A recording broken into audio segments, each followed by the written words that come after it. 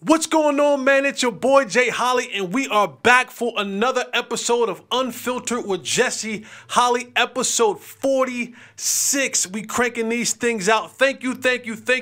You are all far too kind. You could have been anywhere in the world, but I'm so glad you are here with me. I am Jesse Holley, the sports talk equivalent of Braille. People feel me when I speak. You guys know what you got to do. Like, subscribe, hit the notification button. Facebook, Instagram, Twitter, at Mr. Fourth and Long, and all of those things there, man. Get locked in so you do not miss a show. Go to our clips page. Catch any and everything that we do here at Unfiltered.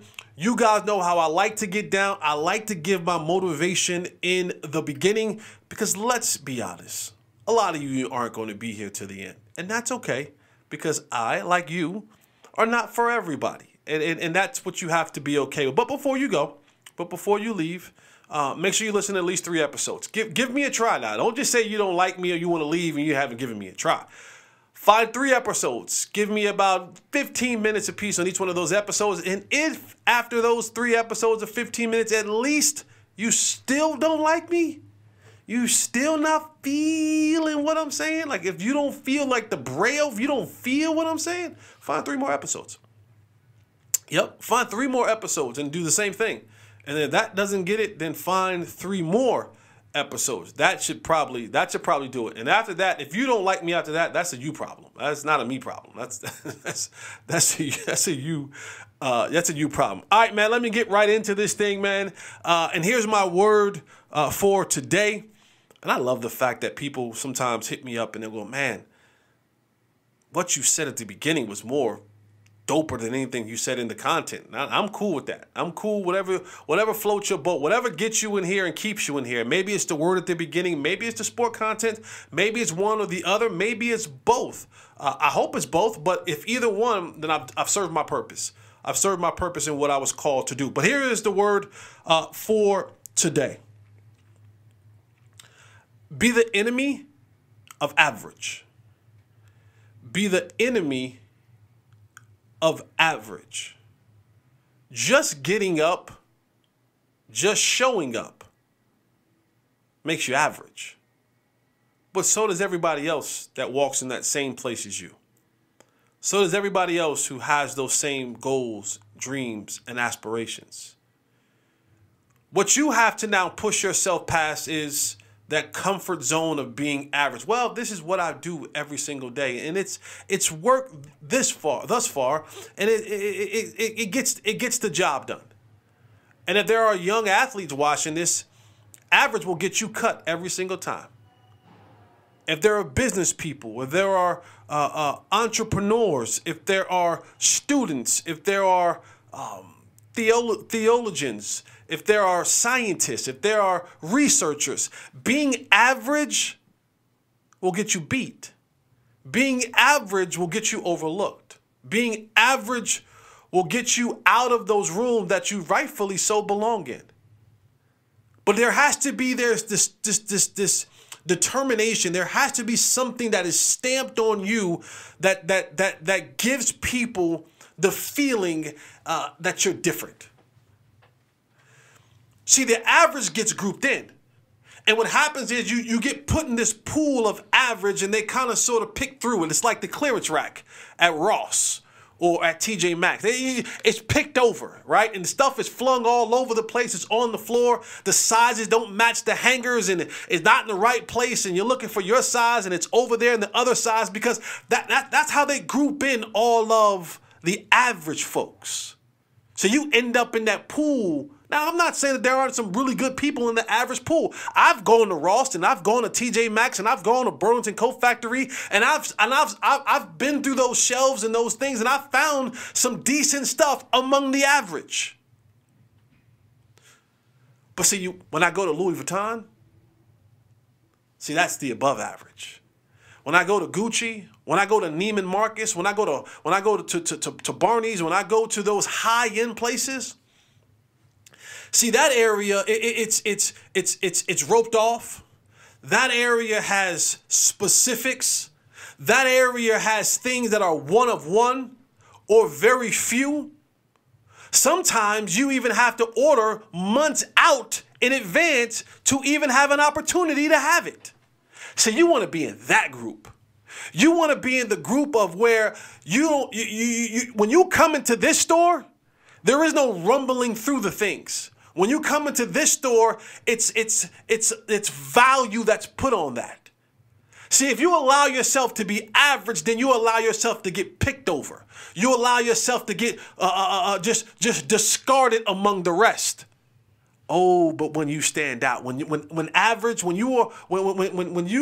are the enemy, be the enemy of average. When you don't allow average to seep into who you are, then you get the corners of the mall that everybody can't go now. So now you get to the space where when they have to come pay the premium for you. So now you get the space where you ain't being just put on any shelf or any rack. Nah, there's exclusivity to those who are above average. There's exclusivity to those who are above the minimum level. That's where you want to be. You want to be an enemy to average. You don't want anything about what you are, who you are, how you get down, or any of that stuff to be average. Don't let folks put you on the rack at Ross. Don't let folks group you with the folks at Burlington Coat Factory. Nah, baby. Nah. We exclusive. We invite only. We got to get on the waiting list to be a part of what we got going on. That's the level you want to be at. And you'll get there if you don't allow average to be a part of who you are. Be the enemy of average. All right, let's get into this thing, man. Cowboys taking on the Buffalo Bills in Buffalo. It's a road game. The Cowboys now have to take their winning ways, have to take this offense. And we hear it multiple times. We hear it over and over and over and over and over again. Can it travel? We know what the Cowboys are at home. They are a juggernaut. 40 points a game at home. They're on a 15-game winning streak at the crib. Unfortunately, you don't get a chance to play all your games at the crib. And I know that some things can go in our favor. There's all these projections that are out there. And if it works out in our favor, maybe we'll get some home games. But right now, as we stand today, it'll probably end up with us being on the road. It'll probably end up with us being and having to be road warriors.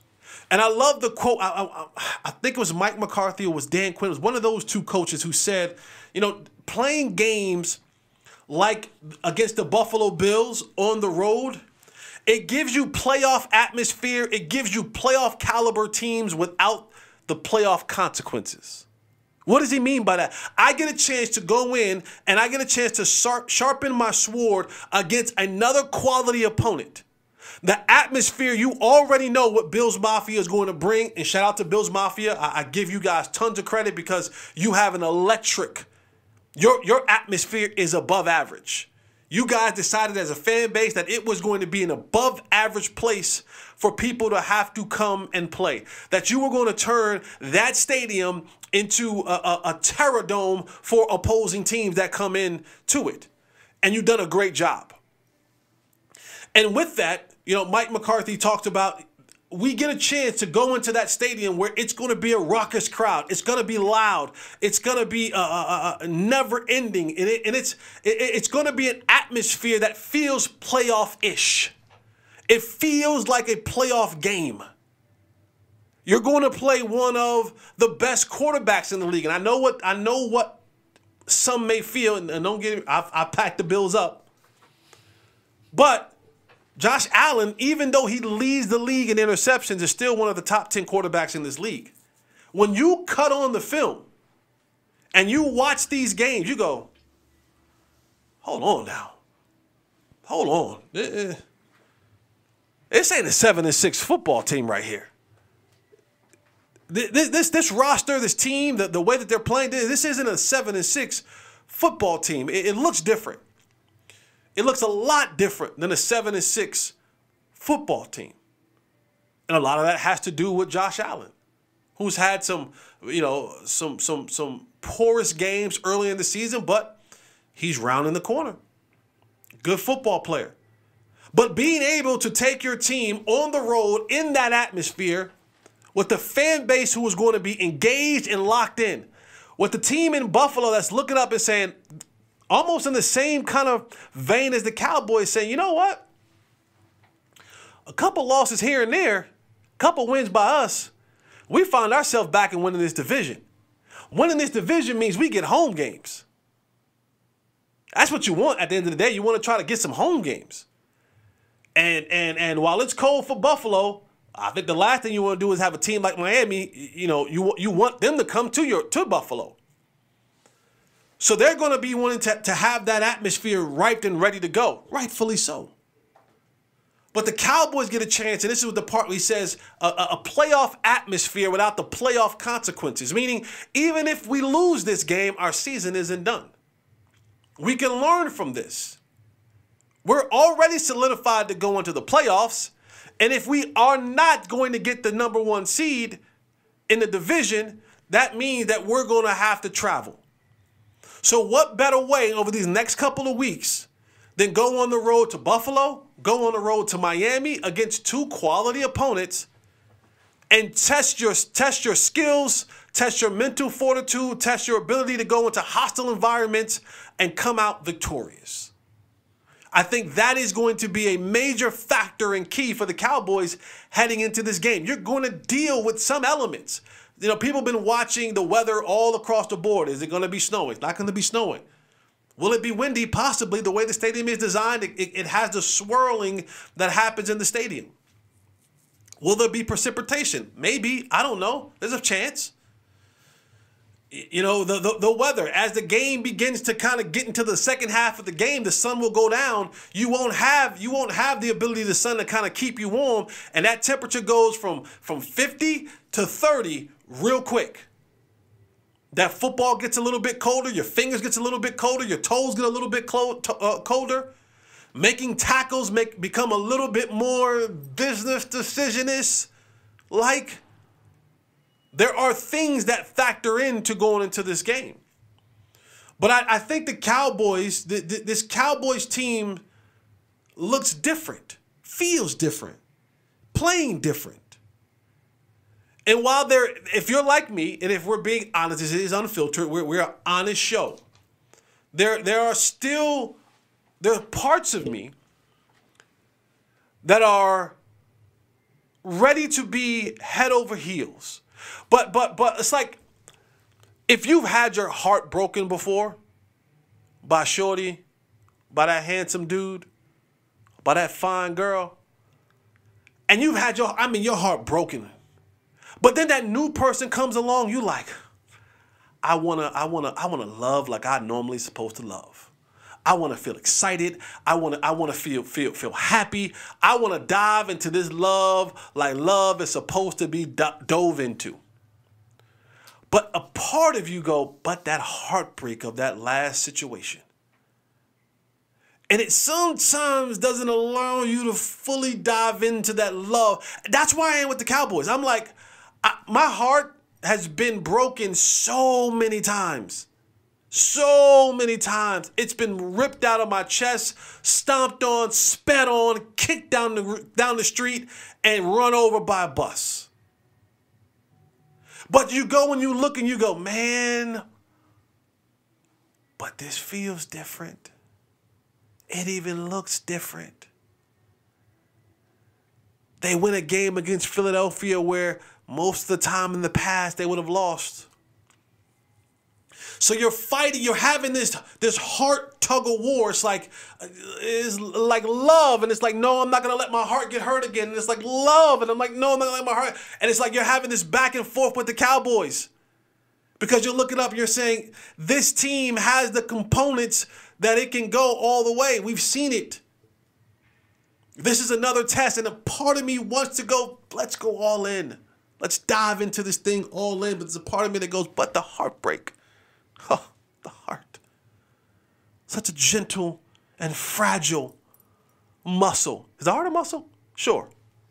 Muscle. And so heading into Buffalo, you're saying if this team wins this game in Buffalo, boy, am I all in. Boy, am I all in. This team can go on the road because there have been two different Cowboys teams. When the Cowboy teams are at home, they're averaging over 40 points a game.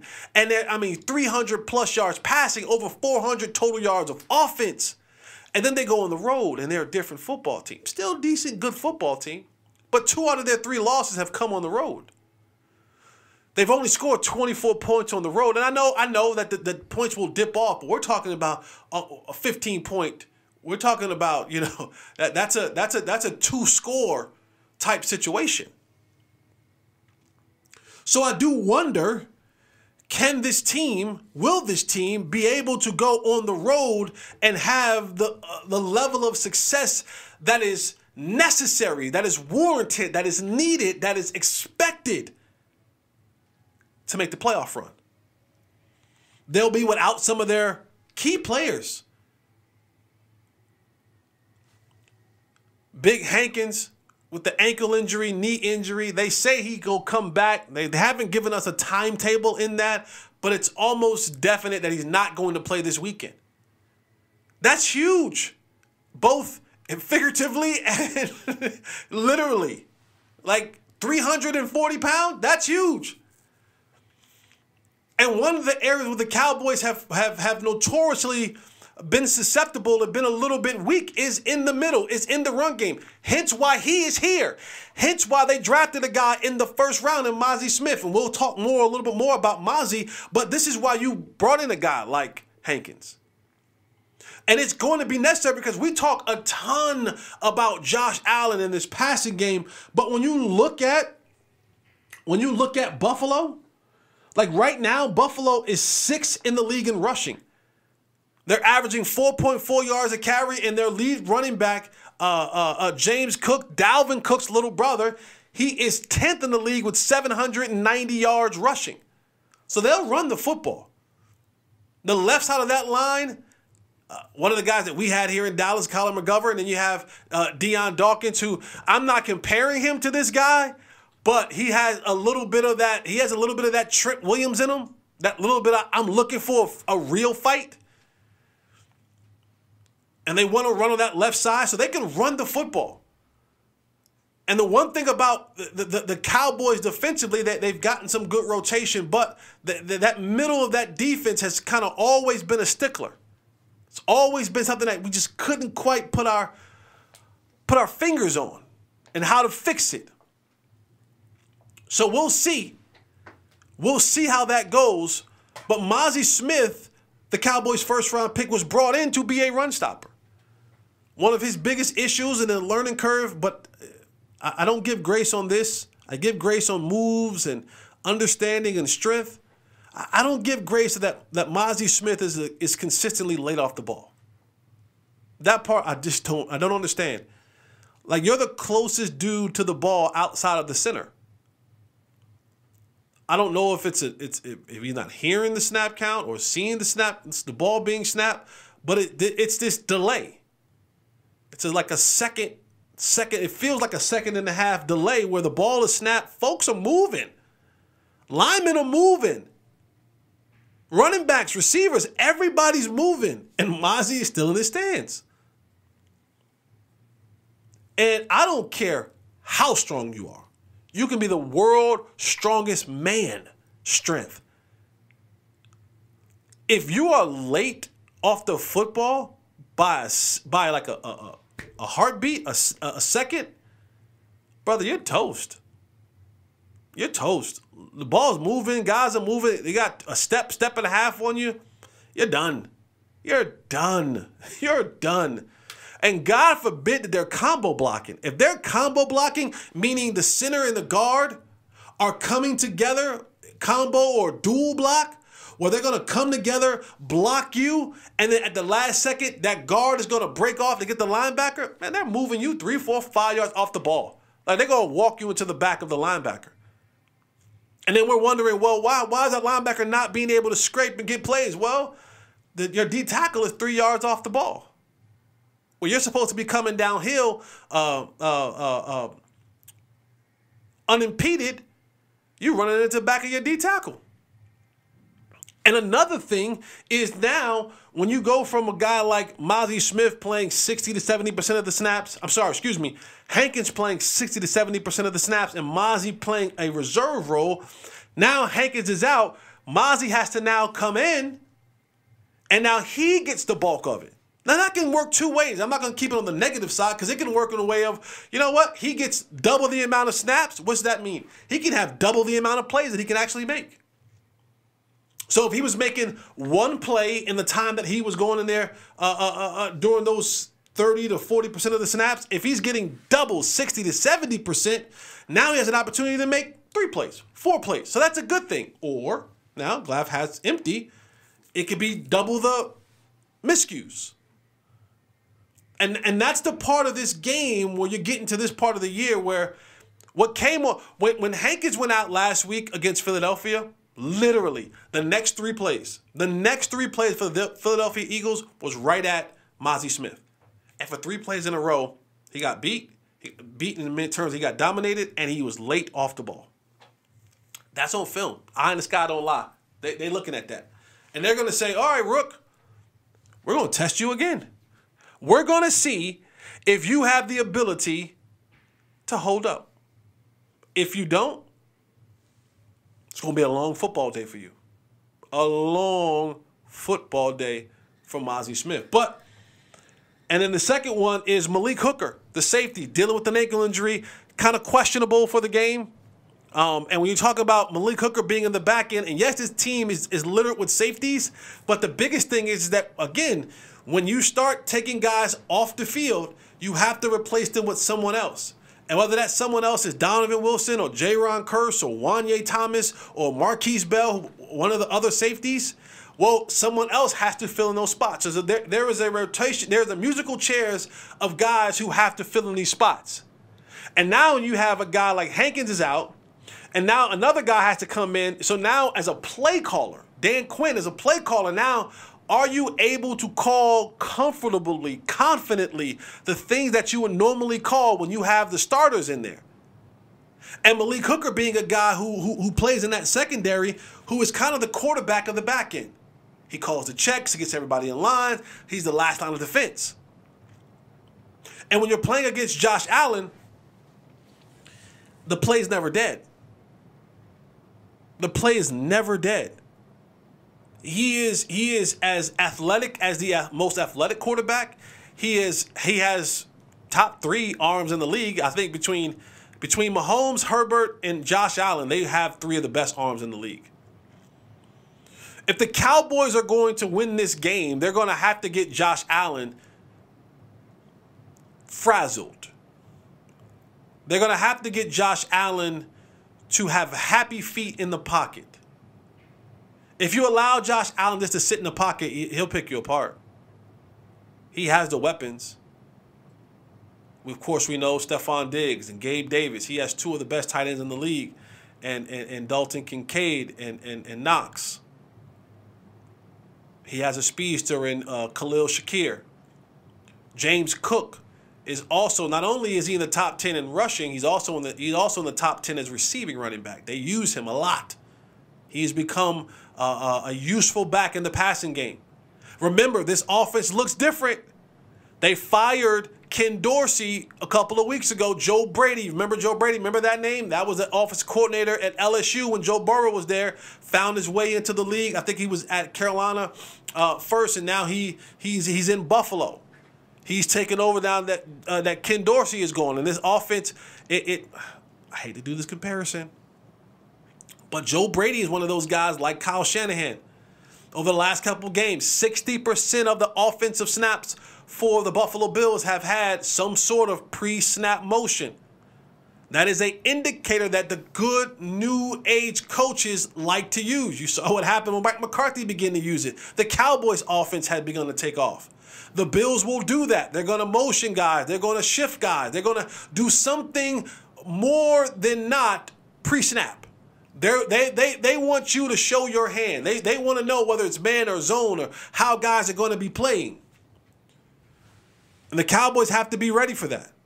Offensively for the Cowboys, and let me say that, defensively for the Cowboys, you got to get pressure on Josh Allen. But not just any old kind of pressure because he has the ability to run.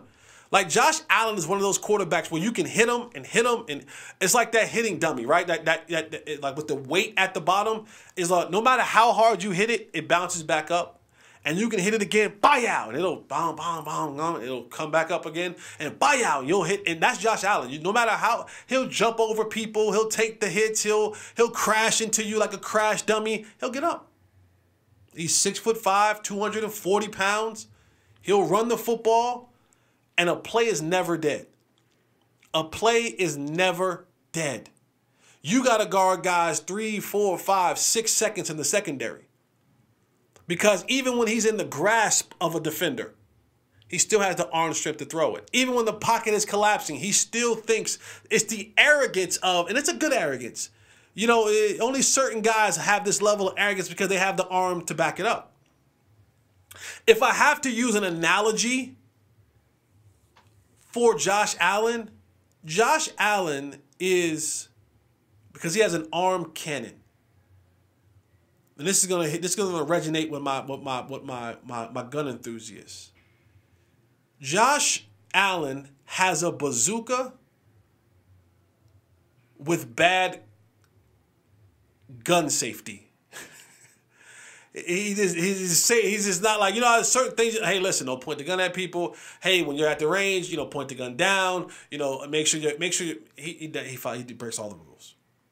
He breaks all the rules, and he's arrogant in the sense of, it's a good arrogance that he has the ability to make any throw that he wants to make.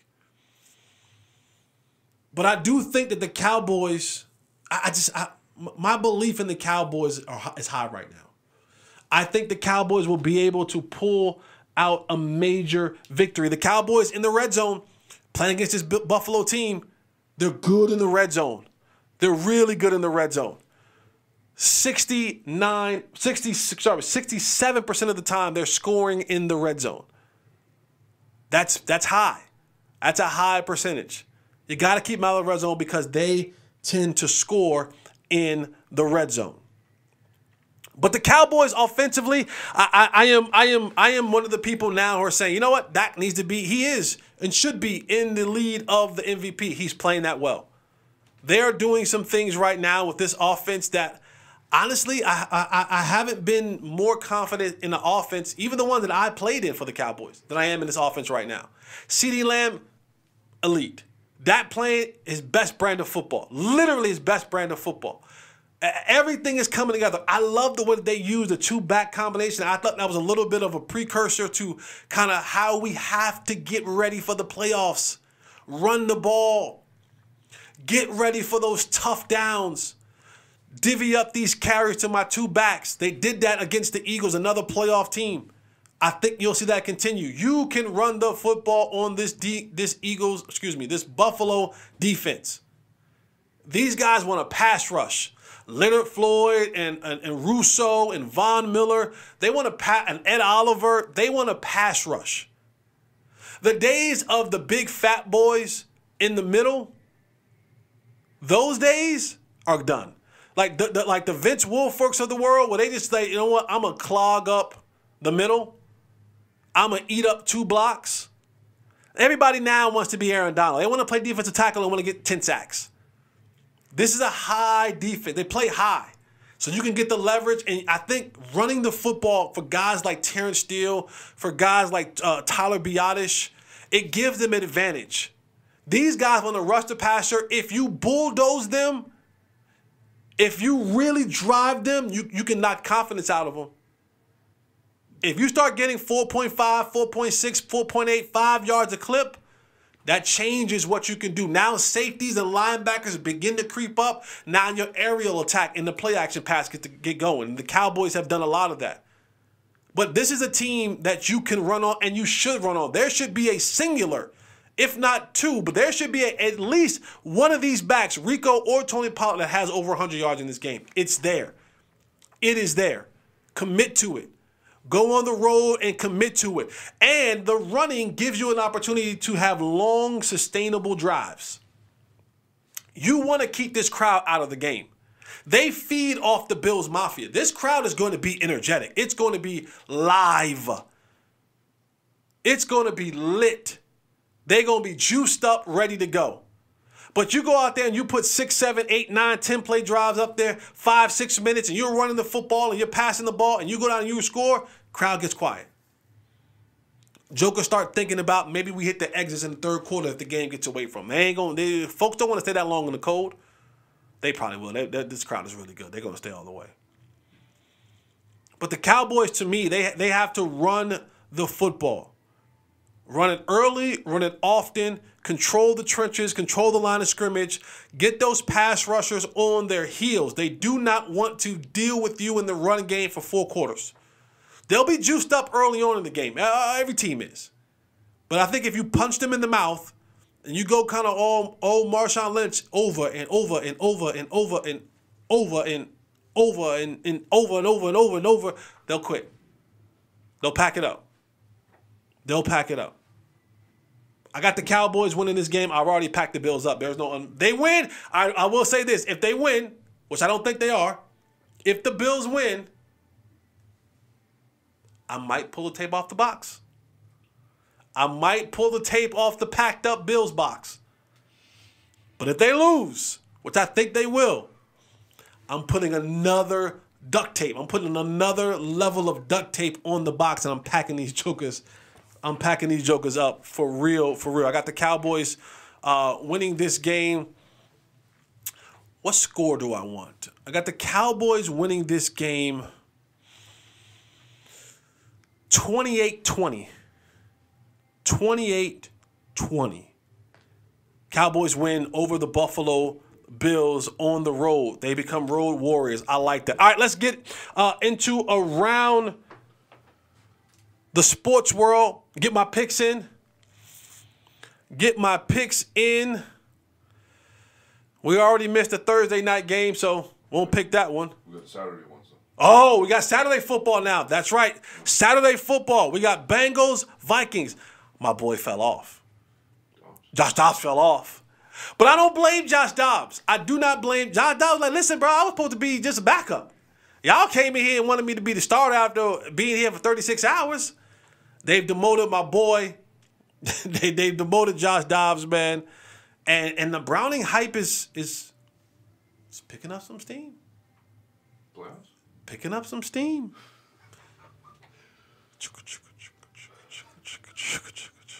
I think I can from Cincinnati.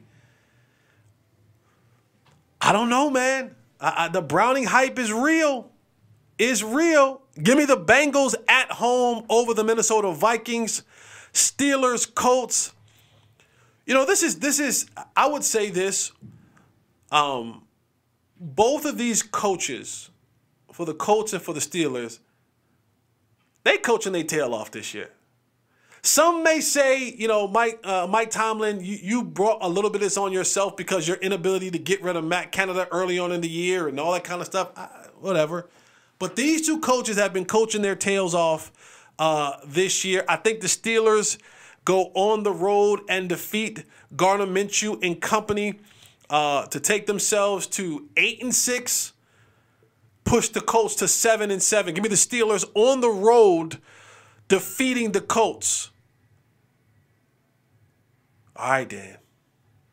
Okay. MCDC. The Motor City Dan Campbell, the Detroit Lions. This is going to be a matchup. This is going to be a good one. The Lions versus the Broncos at Ford Field in Detroit, Michigan. The Broncos have turned this thing around. With Kansas City losing the other night to Buffalo, now the Broncos are one game out of first place in the AFC West. Who would have thunk it? We were packing these jokers up a couple weeks ago. Sean Payton said, hey, not so fast. That just goes to tell you that just how much we are as a society are rush people. We are rush people. We didn't even give them jokers a year to kind of gel together. We just said, well, it's Russell and Sean, make it work now.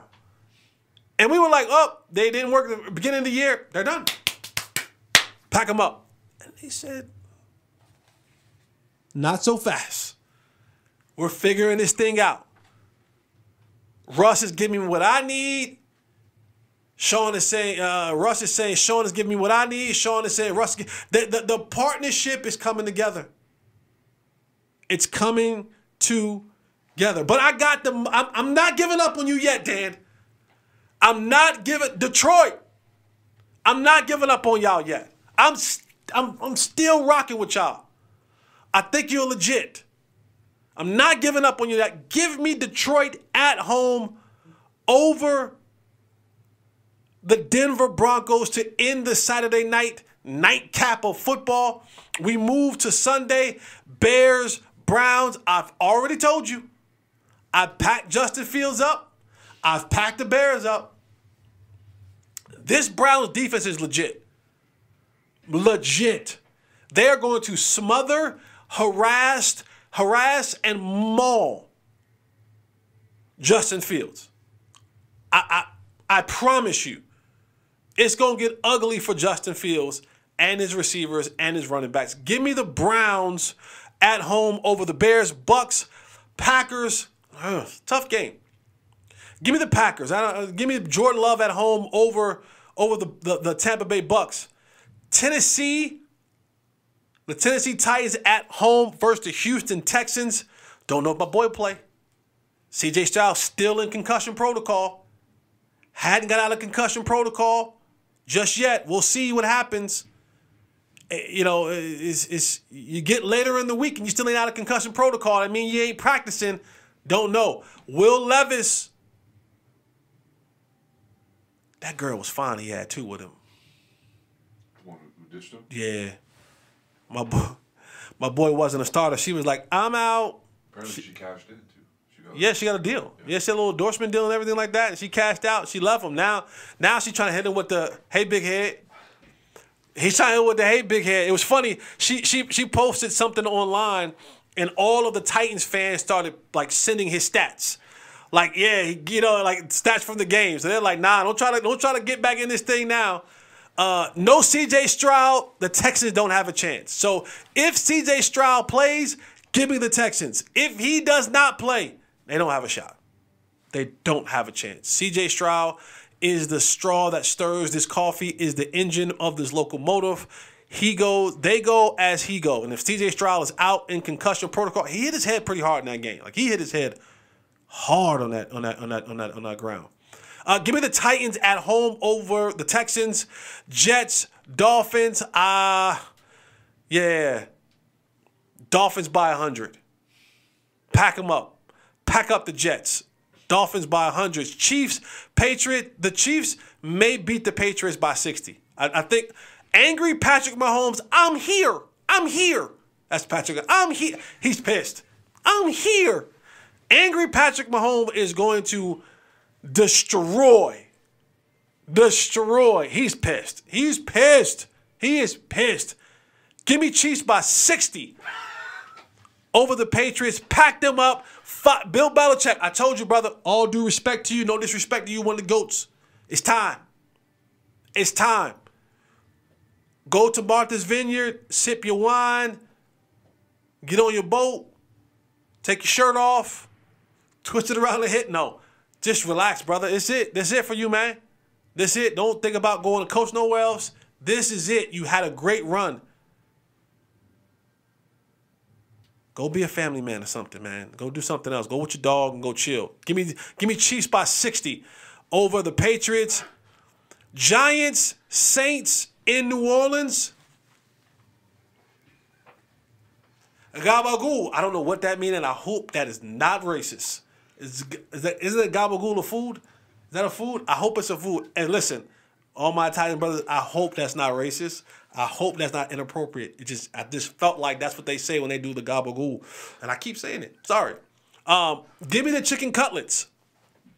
Give me the chicken cutlets. Recently named NFC Player of the Week, Tommy DeVito, Jersey's finest, the Italian stallion. He is taking New York by storm over the last couple games. 3-0. 3-0. Give it to me. Give me 4-0 Tommy DeVito over the New Orleans Saints in New Orleans. Crowd's going to be crazy. The crowd's going to be crazy in New Orleans. Give me the Gabagools 4-0 over the Saints. Falcons, Panthers. Panthers, stop playing football. Give me the Falcons. Commanders, Rams. I'll take the Rams. Niners, Cardinals. They might beat the Cardinals by 55. For real, for real. Like, I'm not even joking. That's not even a joke.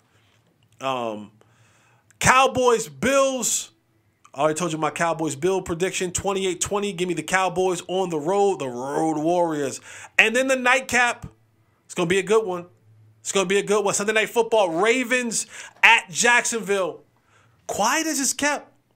Lamar Jackson has been putting in MVP work. 10-3 the Baltimore Ravens are. Tatos doesn't believe in the Baltimore Ravens. He does not believe in Lamar Jackson. I don't know why. I do not know why. Lamar did something to him one of these days. But I like Lamar. You think they don't have any weapons? They have more than enough weapons. I got Lamar on my fantasy team. That's fantasy doesn't mean anything. Fantasy doesn't mean anything. You know the numbers are going to be there. That's why you put him on your fantasy team. Ravens over the Jaguars in Jacksonville. And then to end it out, Monday Night Football. Interesting. Me and Tay, we got a stake bet on this. Not on this game, but in the Eagles. I said the Eagles aren't going to drop the next four. One of the next four. He said they're going to drop at least one of the next four. If they're going to drop one of the next four, it will be this game.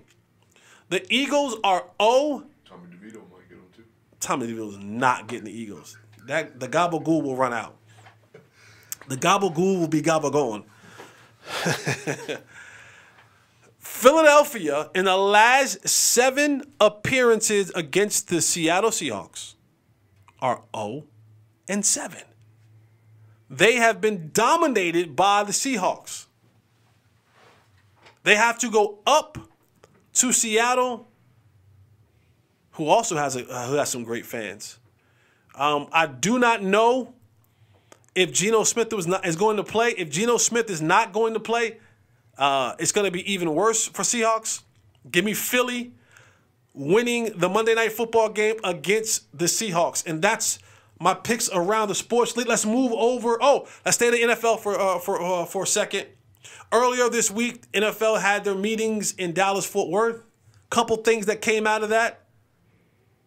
They're picking a game in Brazil. Now, Jerry, if you're listening, my brother from another, I know your taste in women, Jerry. I do. I know that you're a faithful husband and father to your children, but I know your taste in women. Do us a solid, man. Take the game. Let the Cowboys go to Brazil. Please. Let the Cowboys go to Brazil. Let us just see what the life is like. See what the football life is like out there. Do us, Cowboy fans, and former Cowboy players and Cowboys media, do us a solid. Take the game. I know you don't want to give up any home games, but take the game. Come on. There will be a game in 2024 in Brazil. Don't know who, don't know when, but there will be a game that will be in Brazil. Super Bowl. Super Bowl will be in LA, not this year, not next year, not the year after that. 2027. Super Bowl is headed back to LA. They owe one. They owed one. They had the COVID Super Bowl. And people are saying, well, Jerry, how come you didn't? Jerry's not mad. Jerry's like, all right, cool. He's pushing. Jerry makes money. Here's the funny part about it. Jerry, in the game, Jerry says about the Brazil game, Jerry goes, this is how he just money whips you. Kind of just throws money in his face. He's like, yeah, I own one of the biggest car dealerships in Brazil. Wait, what? You got money in Brazil in cars? Who would have thunk it? Jerry making money hand over fist about everything that he does. Then he goes, it's Super Bowl in L.A. Okay, cool. I'm right with it. And they're like, wait, well, don't you want it back in Dallas? Yeah, it's cool. People fail to realize. Legends Hospitality, who does all the food and beverages for a plethora of stadiums, one being L.A., another being Vegas, another being New York. Jerry's saying, even when we ain't playing, I'm making money. I'm always, I got my hand in everything. And I want these stadiums to grow and be big. Because here's the thing. At the end of the day, if more stadiums are being used, and for Jerry, if more stadiums are being used, like L.A., which he has ownership in the hospitality, the Legends hospitality that provides the food and beverage. Now what ends up happening is we have more concerts, we have more games, we have more things that are happening there. It's a happening place. People come, they eat, they drink, they be merry. I become rich. So Jerry's like, as long as Vegas, fine, let's go. Yeah, let's have stuff there. Come on, because I'm going to make money. He's going to make money. He has his hands in everything. So their Super Bowl 2027 is going to be in L.A. Game will be in Brazil. Another thing that came from the owners' meeting, the vaunted hip drop hip tackle. It's where they grab the guys from the back and kind of just drop down. You're seeing a lot of ankles and knees be broken and hurt. Tony Pollard had his ankle broken and fibula broken a year ago. A lot of guys have been getting. Tyreek Hill had the same thing happen just the last day. He had a double combination. He had the one rule that was outlawed and the next rule that'll be outlawed. He got drop hip tackled on a horse collar. He had both of them. That happened to him. So they're probably going to do with that tackle. Honestly, as an offensive player, I got to be honest with y'all. I don't know how y'all going to have to tackle folks nowadays. You can't hit them. You can't hit a defensive receiver. You have to be very cautious and conscious how you lower your head because that'll cost you $40,000. You can't drop hip tackle nobody anymore. They don't want you going for their knees. You can't go for their head. It's going to become very, very difficult for defenders to actually defend. I'm being honest with you. And if there's former safeties or linebackers and linemen or cornerbacks that are watching this, I feel sorry for you guys. It's becoming increasingly difficult for you guys to play football. It literally is turning into flag football. And that sucks. That sucks a lot. All right, man, moving on to the NBA. Suspension has come down, you've already heard, but Draymond Green suspended indefinitely. I don't blame him. I don't blame Adam Silver. I do not blame Adam Silver. At some point in time, enough has to just be enough. And I think Draymond, I do believe Draymond, he put Rudy Gobert in the yoke a couple weeks ago. He yoked him up a couple weeks ago, choked him out. I think Draymond went to the office and met with Adam Silver, and they sat down, and Adam Silver said, Dre, come on, my God, man. I don't want to keep talking to you about this stuff, man. I don't want to keep talking to you about this. Let this be the last time we have a conversation like this. And I'll be darned. You come back from suspension, and then a couple weeks later, you hit Yusuf Nurkic in the face. I know that you flop, and maybe it wasn't intentional to hit him in the face, but you did that. And yes, your history is a part of what got you suspended indefinitely. And that could be 10, 15, 20 games. Losing millions of dollars because of what? You want to be tough? Tough come with a price. It's like if you're on the street and you want to be tough, it's either going to land you dead or in jail. And in the league, it's going to land you where you're at right now, my guy. You're giving the league back millions of dollars because of what? It's just dumb. And honestly, if I'm Steve Kerr and I'm the Warriors franchise, I start to say to myself, is the talent worth the tolerance? I know that Draymond is a beloved figure of that Warriors franchise, and they won a lot of championships there. But at some point in time, you got to just say, well, damn, Draymond, come on now. Come on. Like, we get it, but come on now. Like, be the heart and soul. Don't be the heart, soul, and the stupid guy. Because now you're out. And we can't, some guy will love the opportunity to play in your spot, but if we can't depend on you, the best ability is availability. And you won't be available for this team indefinitely. They don't know when that's going to end. And there's only so many I'm sorry, that wasn't my intention, that you can continue to keep coming up with. Charles Barkley said something that was very, very interesting. Charles Barkley said, when I got later in my career, I had a lot of incidents like Draymond Green. He said, do you know why I had those incidents? He said, because there were some younger players that in the league that was kicking my tail. I just couldn't compete anymore. I wasn't strong enough. I wasn't fast enough. I wasn't athletic enough. And the only means that I had was to be more physical, is to get violent with them.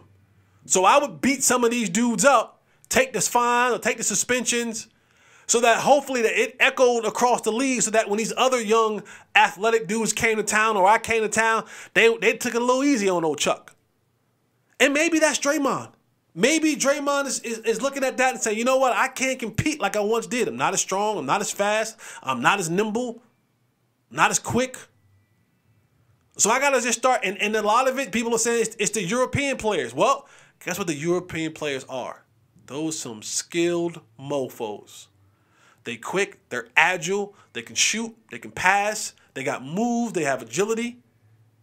And so what ends up happening when the European players is wearing you out like some Wrangler jeans, you resort to the one thing that you know what you can do. Intimidation, violence. And it's costing you money, it's costing your team on the court, because you're not there. So I don't know. If I'm the Warriors, I start thinking about packing him up. During the trade deadline, can I get something for him? Maybe even Clay. All good things must come to an end. And I think the end is more than near for Draymond on the Golden State Warriors. The Greek Freak is upset after scoring 64 points. Season career high, franchise high. He's pissed. Why is he mad? Well, after the game, now this is a road game. Right? No, it's a home game. Excuse me. It's a home game. It's a home game. After the game is over, the Greek Freak is looking for the game ball. I just scored 64. My career high, franchise high. I need the ball. Well, after the game was over, someone from the Indiana Pacers coaching staff took the game ball and took it back to the locker room. Give me the player's name because I can't even pronounce it. It's Thibault, the Pacers player. It's a name that I can't pronounce. But they took the ball to give it to one of their young players because he scored his first NBA points. And I know that some of you are going to be like, well, he scored in the in-season tournament. Well, they don't count the in-season tournament stats towards the regular season stats. First name's Oscar, last name's hard to pronounce. Yeah, Oscar. Oscar T. Oscar. We're going to go with Oscar. To the Oscar Tashabwe family. I'm sorry if I pronounced your name wrong. God, forgive me. I hope your family's from the Congo. From the Congo. Please, please forgive me. Scored his first NBA points. Regular season. They don't count the in-season points towards your regular season total. They wanted to give the ball to him. They wanted to give the ball to him. But Giannis is like, I'm at home. That's mine. So it's just, he runs to the Pacers locker room. They get into a little kerfluffle in the hallway. He comes back out. He's like berating one of the assistant coaches. He's yelling at Tyrese Halliburton. He's like, I don't know what he's saying, but he's like, he's pissed. He's pissed. He wants the basketball like, that's my basketball. The coaches say that they'll get him the basketball, and they come out. Rick Carlisle comes out, and he says, unfortunate what happened. Even their GM, in this whole little melee, their GM got elbowed or punched or nudged in the ribs. Now, I don't know how fragile his ribs are, but they say he bruised some ribs. Tender GM. I don't know how physical y'all was getting in there, but they said the GM bruised some ribs. And when Giannis got to the table, he was upset, and he was saying, I wanted the ball. He said, they gave me a ball. He goes, but it didn't feel like the ball that we played with. He said, I played 36 minutes. That ball didn't feel like the ball that I shot in that game. And if you go back and you watch, talk about analytics, Go back and watch the game. I did a show earlier this week with my boy Jeff Cavalier. Talked about analytics. Talking about something. The NBA has turned into dunks and 3-pointers. Go back and look at the analytics, the chart of Giannis's 64 points. Dunks, there's literally all in the paint and 3-pointers, top of the key. Like that's literally where he didn't shoot from anywhere else on the court. I don't even think he made a 3 though. Oh, yeah. he only took shots from those 2 places. But Giannis says he doesn't think he got a ball, but I don't think it was the ball that he actually scored the 64 with. He also said he didn't have the ball from Game 6 of the finals that he was in. So I don't know. What do you feel? You think Giannis should have got the ball? He is at home. 0 for 3 from 3. Should Giannis get it? Should they give it to the young kid? Let's be honest. Like, the ball should go to Giannis, especially being at home. I'm at my crib. This is my crib. Give him the secondary ball. Give me the actual game ball. It's kind of foul that even whoever gave the assistant coach the ball, the ball should go to Giannis. I'm not going to lie. The ball should go to Giannis. I'm going to end with this. I know that I packed him up, but I'm going to unpack him a little bit before I pack him up for the holiday season. Your boy, Coach Prime, he's walking his walk. He's talking his talk. Coach Prime sat in the media and said, we have a problem. We have an offensive line problem. They said, well, how do you fix it? He said, get new linemen. And some said, that's an arrogant thing to say.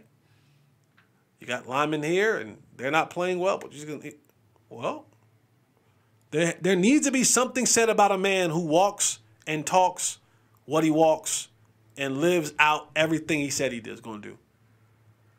Deion has signed 5 new starting offensive linemen. He has 1 coming in that's the top lineman in the country, and he has 4 out of the transfer portal. He literally right now is the #1 school/coach in the transfer portal for the 2nd year in a row. So Deion wasn't mad when folks were like, oh, I'm leaving. He said, okay, see ya. You will be replaced. Like he said, I ain't hard to find. We coming. This move to the Big 12, if you go from 4 wins this year and you get 6 or 7 next year, that's a win. And I think having the offensive line gives you that ability. So he's going out there and done it, man. He is walking the walk, talking the talk, especially with that offensive line.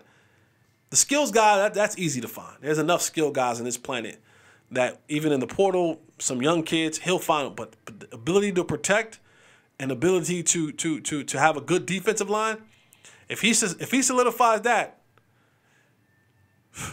the hype train. We looked at the schedule. We did the predictions. Like, it's gonna be 3-0 to start the year. The hype train will be back up again, and we'll say this will be the year. But he's doing what he said he's gonna do in the offseason right now. All right, man. That's it for me.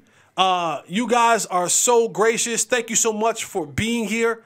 Thank you so much for participating in this. I am forever grateful for you all. Be blessed. Be kind to folks. Be nice. Be all those things, man. Take care of yourselves. Merry Christmas. Happy holidays. See how I did there? Deck the halls with balls of holly. Boughs of holly. Sorry. Fa la la la la la la. Remember, never let anyone tell you that their lives are better than yours, because it's your life. Like, subscribe, do what you got to do, man. We outside. We are outside. Come join us. Eliminate the contingencies. I'm out.